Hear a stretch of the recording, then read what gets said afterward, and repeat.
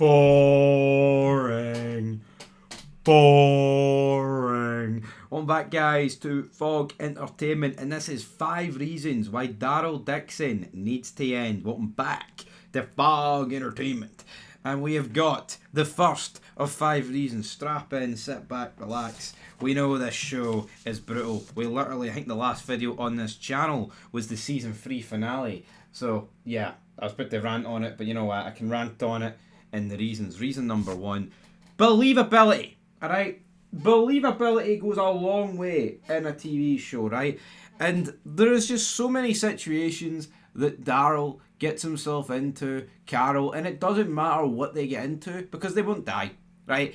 We are talking outnumbered 100-on-1, attacking people, right, outside the El Garzaria, right? And there's nothing even happening in terms of offense against them. Daryl's just sitting there delivering all the offense, and the guys aren't even using defense. I mean, they were literally, folks, go rewatch that scene. I think it was episode 3 where Daryl and Carol came back from outside the gates and that group were attacking that were like the weird homeless people.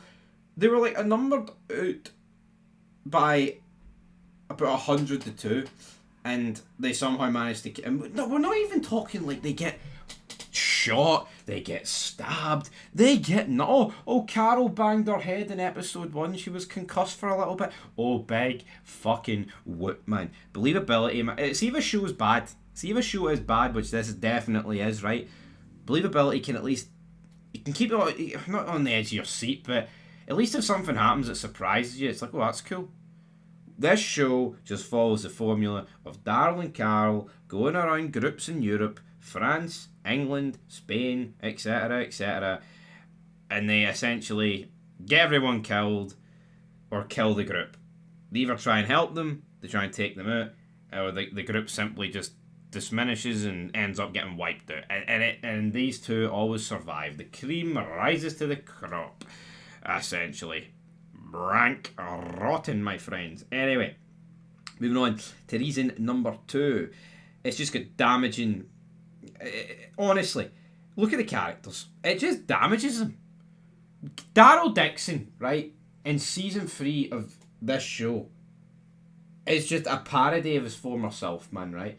I remember watching Too Far Gone. I was in my teenage years, right? And Daryl Dixon, he helped take out a lot of the Woodbury guys, right? He threw the grenade down the tank, he hit a bunch of guys with a crossbow, etc., etc., and he helped take down the tank. But it didn't feel forced. It didn't feel like this guy was literally being built up as like a superhero, right? It just felt like, here, he's one of our main group's best soldiers, so it felt believable in that sense, and that goes back to like reason number 1. Now we've just got Daryl Dixon, like, in his, mid-50s?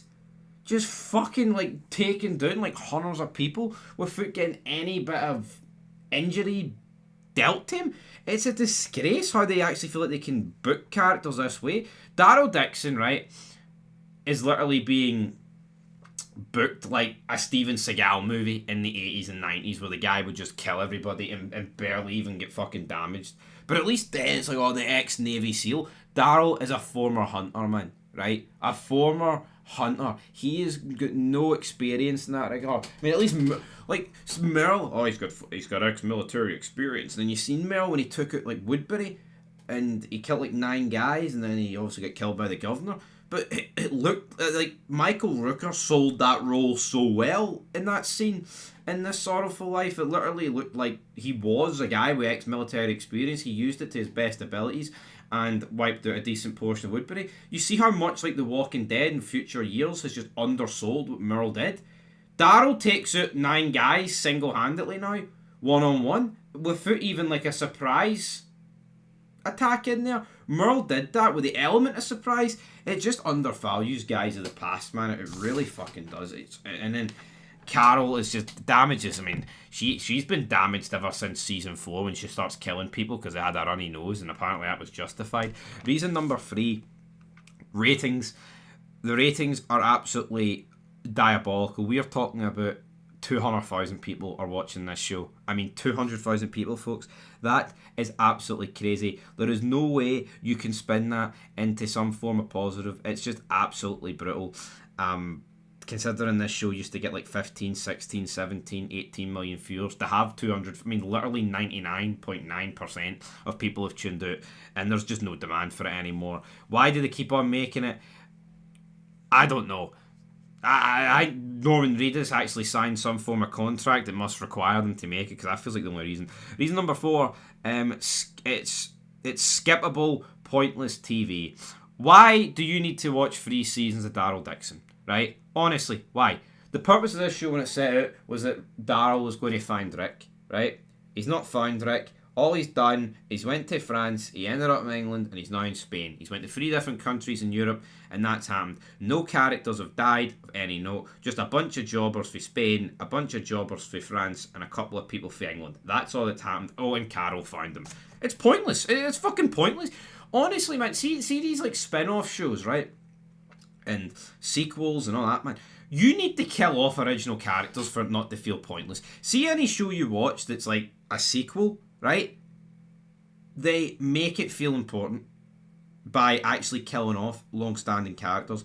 Dexter Resurrection, what did it do? Kill off Angel Batista there, massive. You look at like the Mayans, kill off Happy, massive. And even in prequels, like it can be done with prequels. Like look at Better Call Saul.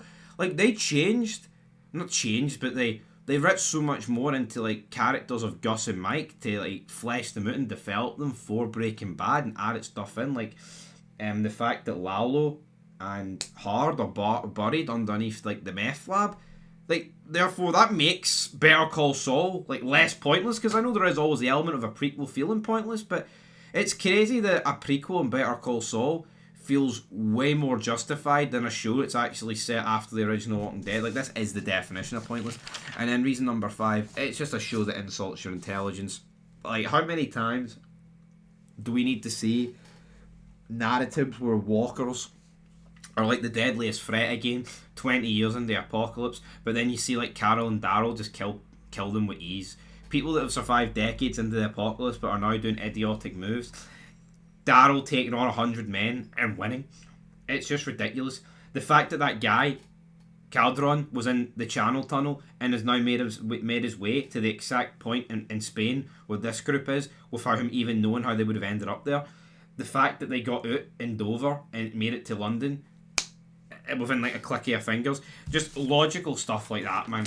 I know it's not a big deal, some of the location stuff, but like I said, reason 1, believability, man.